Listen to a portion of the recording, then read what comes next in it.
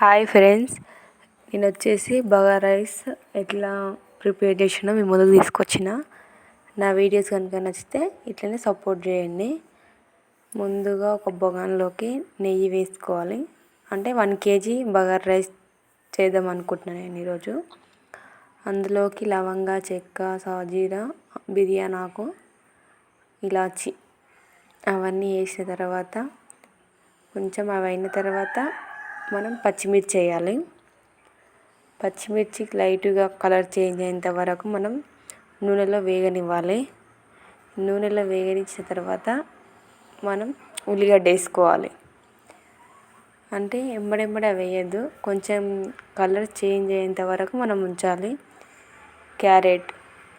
Carrot ఉంటే carrot, పచ్చి బఠానీ ఉంటే పచ్చి బఠానీ, అన్నంలోకి ఏదైనా బాగుంటుంది.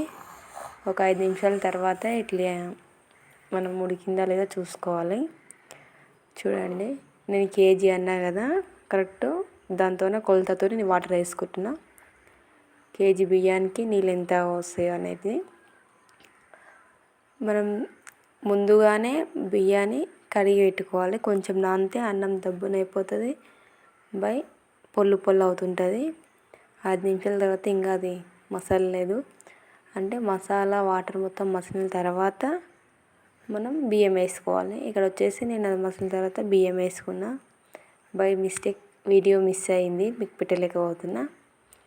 ఇక్కడ చూడండి, బియ్యం వేసుకున్న తర్వాత 5 నిమిషాల తర్వాత 90% అయ్యింది. ఇంకా 20% కావాలి అన్నము.